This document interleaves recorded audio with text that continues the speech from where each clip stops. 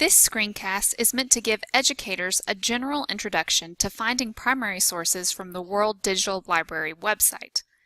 The World Digital Library website can be found at wdl.org. So what is the World Digital Library? The World Digital Library is a project of the Library of Congress with support from the United Nations Educational, Cultural, and Scientific Organization.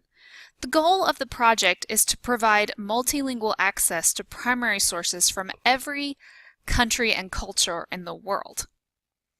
Now, the great thing about the World Digital Library is that it's completely free and requires no logins or special permission. The first thing you'll want to do when you're on the World Digital Library website is select the language you would like to explore in.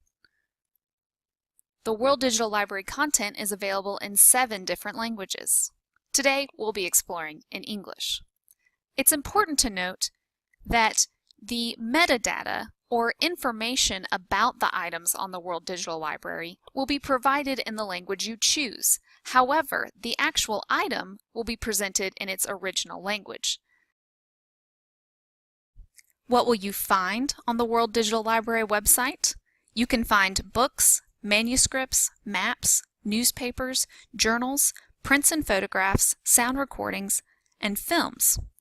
How do you find these items? You can explore all the items using the Browse tools under Explore, or you can use the Search tool. In both cases, you'll need to know a little bit about how items are classified on World Digital Library to help you limit your results. Every item on the World Digital Library is classified by place, time period, topic, type of item, language, and institution. Let's explore the Browse tools to learn a little bit about each of these. Let's explore by place. The World Digital Library has divided all the items into 10 broad geographic regions. They've also created a category called World. You'll notice that most of the items in World are maps that show the entire world. In each of these geographic regions, you will see items separated by countries within that region. You can either select the thumbnail for the item to explore it, or click on the country to see all the items within that country. You can even see items based on the state and provincial level. Next, let's browse by time period. The World Digital Library has classified all of the items by time period. In order to do this, they used the date created. That means the date that the cartographer, author, or artist actually created the item. Now that is different from subject date. Let's explore some items to understand better the difference between subject date and date created.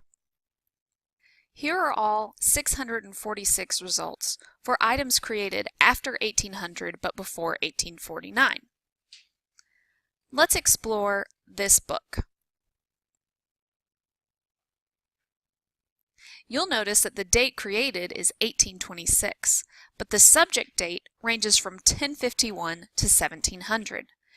That's because this book, while it was published in 1826, is written about a monastery that was founded in 1051 and burned in 1718. Next, let's explore by topic. The World Digital Library has divided all of its items into 10 different broad subjects. They did this using Dewey Decimal Classification System.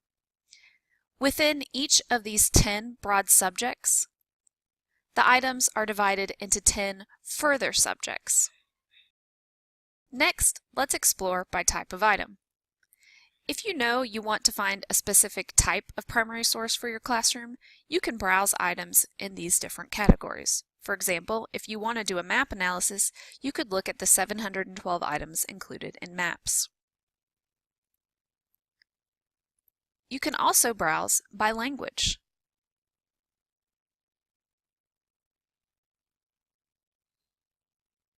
And finally, you can explore by institution.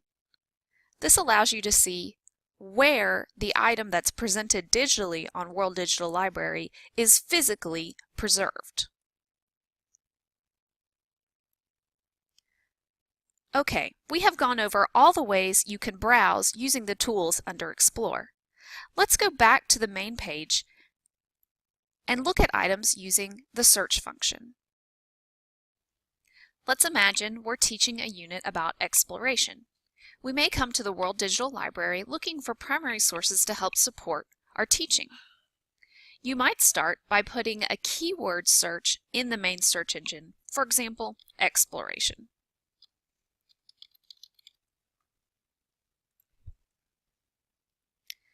You will get a list of all of the results for the keyword exploration. It will highlight where the word you searched for shows up in either the description or in the item itself in this case. In order to limit your results and find more of what you're looking for, you're going to use the narrow results options. And you'll notice that these are the same classifications we used when we were browsing with the Explore tools. Let's say you wanted to limit your search to Africa. And maybe you have a specific time period in mind. Let's say the 19th century. You can limit even further by topic, subjects, type of item, and language. Let's say you're looking for something your students who speak English can read. Now you've gone from over 300 results to just 20. It's a lot easier to manage. Let's explore this item. This is the item detail page for the last journals of David Livingstone in Central Africa. David Livingstone, as you can read in the description, explored Africa between 1866 and 1873. On top, you'll see the thumbnail for other items from your search and the ability to return to your search results. Each item detail page has the ability to listen to this page. The listen to this page will read aloud the text on the page in whatever language you selected to explore World Digital Library in. From the item detail page, you'll be able to download the item, in this case as a PDF, or you can click on the item to read it online.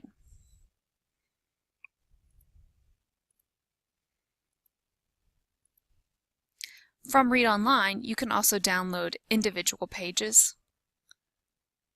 You can zoom in or see the entire item in a gallery view. Let's go back to the item detail page.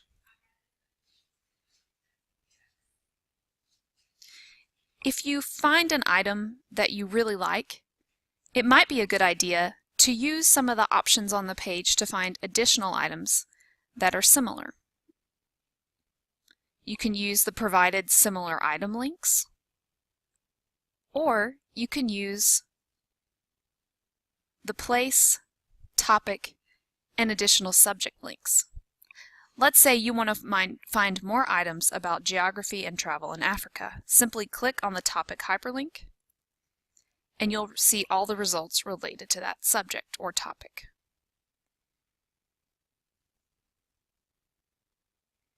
You can see these in a list, gallery, or map. As you can see, there are lots of ways to explore the World Digital Library website and find primary sources related to topics from every country and culture in the world. Now it's time for you to explore.